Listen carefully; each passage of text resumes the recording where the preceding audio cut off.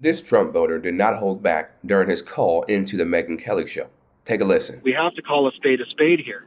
Like, at what point can you defend that somebody can't criticize our president? You can't sue the media, and you can't try to get people fired just because they don't do exactly what you want. And I think the bigger picture here is it's an erosion of our rights. You know, it just paints a really uncomfortable picture of a man that's our president that is influencing media, is influencing people that speak out in public, is influencing celebrities and news media. This caller is spot on here and is describing the authoritarian playbook to a T. You see, authoritarianism cannot function as long as the public has the freedom to criticize their government and leaders, which is currently under threat by the Trump administration. Speaking of, I'm so tired of these blind people. And I see Kash Patel, who has zero law enforcement experience. We see a Justice Department that he said would not be weaponized towards his enemies. Really? That's all we've seen from our Justice Department. And when it comes down to the FBI director, it's the same thing. What is wrong? What would be a fault in putting people in those positions that actually have experience? And yes, that goes for Pete Hegseth too. Okay. Well, why is the leader of our Department of Defense, his only curriculum is National Guard on a state level? Like, why is that? Why is the leader of our FBI have zero law enforcement experience, but he can make challenge coins with Punisher heads on them and his own custom Nikes? It's ridiculous. The reason why the Trump administration favors loyalty over qualifications and experience when it comes to some of the most powerful positions in our government is because they know that if something hits the fan, right? If there's controversy, somebody did something wrong within the administration, and they have to make a decision, that they will side with the administration. They will do whatever the administration does once, as opposed to looking for the best candidate who is going to serve the American people and not serve Donald Trump. And so when you have that preference for loyalty over qualifications and experience, it does a major disservice to the American people, because those people in those powerful positions are not looking out for the American people. They are looking out for Trump and the administration. So they will follow his orders. Whatever he wants them to do, they will do it, even if it goes against the progress of the American people.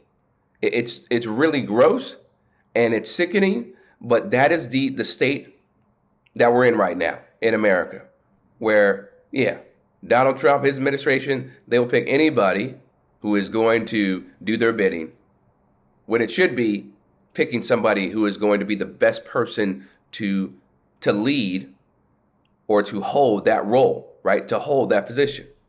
But you know, they don't care about qualifications, which is ironic because they're all about, oh, get rid of DEI. Putting his name on the Kennedy Center, putting his name on airports, wants to build arches and $400 million ballrooms when I go to the grocery store and you can't buy a pound of ground beef for less than $6 a pound. You know, you go to fill your tanks, but we're going to spend $400 on a ballroom, or $400 million, and $200 million on Trump Arch. Meanwhile, this is what is being broadcast on right-wing media. But I think everybody needs to come back to reality and understand that the reason that this is happening is because we don't want nuclear weapons to exist in the marketplace. And while the shock is severe and the shock is real, I do believe it's temporary. But right now, average Americans aren't really feeling that. Thank you for that, Marcus, because I think it's a small price to pay to stop the nuclear activity and all the terrorist activity from the most gruesome regime we've seen in 100 years. So thank you for that. And I hear this panicking out there, panic about gas prices. Okay, nobody likes to pay more in gas. I get it. But the crisis mongering, right? The fear, oh my gosh, the country's going down the tubes because gas prices have gone up. People are losing it over this. And part of it is artificial, totally artificial. I mean, the hysteria about it, that is artificial. The tonality, the whole thing. Look at this. We looked up the record high gas when it really went above $5 a gallon, like across the board. That was June 6, 2022. Let's go back and think. Who was president there? Biden. Biden was president. They don't care about the American taxpayer having to pay more over time to fill up their vehicle. They don't care because they got it made. They can afford to pay more in gas, and they're not going to miss a beat. Other people, that it's different. Like, people are living paycheck to paycheck. Another reason why is because these entities are essentially Donald Trump's mouthpieces. So they will do his bidding, and they will spin whatever's happening in our country, whether it's good or bad, as a win, or as, oh, y'all shouldn't take this too seriously, or y'all losing your minds over nothing. Okay, you got to pay a few extra dollars, per gallon. You'll be fine. They don't care. They care about making sure Donald Trump looks good. So that's why you see them downplaying these gas prices, that they're rising. And then also they want to deflect. They're like, oh, look what happened when gas prices were over $5. Oh, most recently, that was June of 2022 when Joe Biden was president. So then it's, oh, see, Joe Biden, he had the country in disarray, all these things, and we were fine or whatever. So those are reasons why I think they're doing that.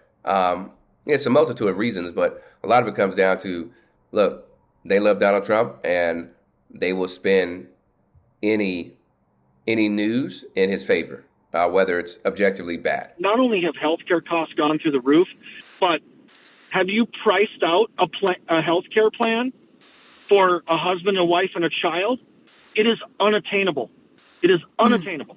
And there's no safety net because that's been stripped away.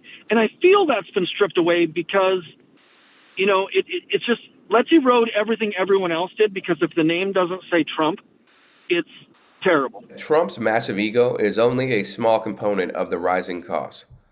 The real drivers are corporate greed, okay?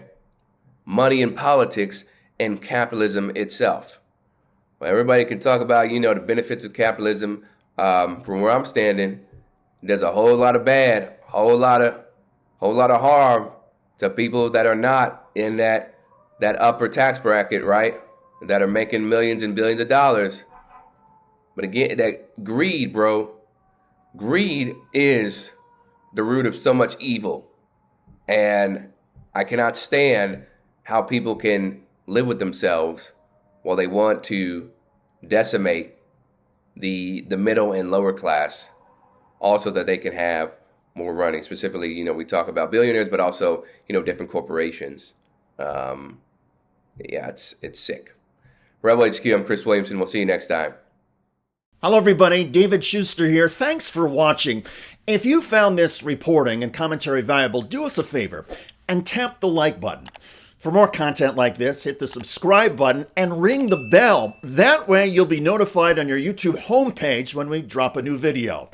If you are tired of corporate spin and want honest, people-focused news, click the join button below and be part of the fight for a better future. We wouldn't be here without your support. Stay informed, stay engaged, and thanks again for joining us.